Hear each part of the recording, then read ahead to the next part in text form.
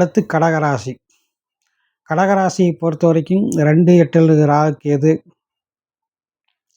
9ல் சனி 9ல் சனி. அதுபோக உங்களுக்கு ஜென்மத்தில் குரு வர்றார். இந்த ஜென்ம ராசிக்கு குரு வந்தாலுமே கூட அவர் ராசிக்கு அதாவது பாக்கியாதிபதியாக இருக்கிற காரணத்தினால ஒரு அற்புதமான பலன்களை உங்களை வழங்கப் போகிறார். மனதில் தைரியம், நம்பிக்கை ஏற்படக்கூடிய காலகட்டமாக இருக்குது. 5ஆம் இடத்தை குரு பார்க்கிறது உங்களுடைய குழந்தைகள் சம்மந்தப்பட்ட சுபகாரியங்கள் நடக்கக்கூடிய வாய்ப்புகள் உங்களுக்கு ஏற்படும். அதிலும் குறிப்பாக பூச நட்சத்திரத்தை சேர்ந்தவங்களுக்கு விசேஷமான நற்பலன்களை அடையக்கூடிய காலகட்டமாக இது இருக்குது.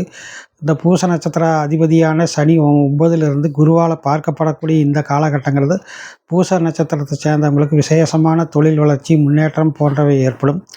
என்னதான் தொழில் வளர்ச்சி, என்னதான் தொழில் நல்லா நடந்தாலுமே கூட உங்களுடைய பணவர ஸ்தானத்தில் பாவகிரகங்கள், அதாவது கேது, சனி 2னுடைய தொடர்புகள் உங்களுடைய பணவர ஸ்தானத்தில் இருக்கிற காரணத்தினால் உங்களுக்கு வீண் செலவுகள் ஏற்படும். வரவுக்கு மீறிய செலவுகள் ஏற்படும். பொருள் வந்தாலும் கூட அதற்கு தகுந்த மாதிரியே செலவுகளும் கையோடு இருக்கும்.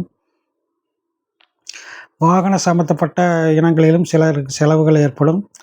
சிலருக்கு மனைவி சம்பந்தப்பட்ட வகையிலும் செலவுகள் ஏற்படும்.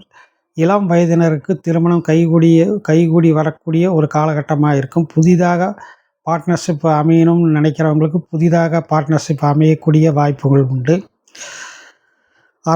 அரசாங்கத்தில் இருப்பவர்களுக்கு இந்த மாதம் மிக பிரமாதமான மாதமாக இருக்க போகுது. இந்த கடகராசியை பொறுத்த வரைக்கும் சந்திராஷ்டமங்கிறது இந்த மாதத்தில் ஜூன் மாதத்தில் 7, 8 ஆகிய தேதிகள் சந்திராஷ்டமம் ஆகும். இதை தவிர மற்ற நாட்கள் உங்களுக்கு ரொம்ப சிறப்பாகவே இருக்கும்.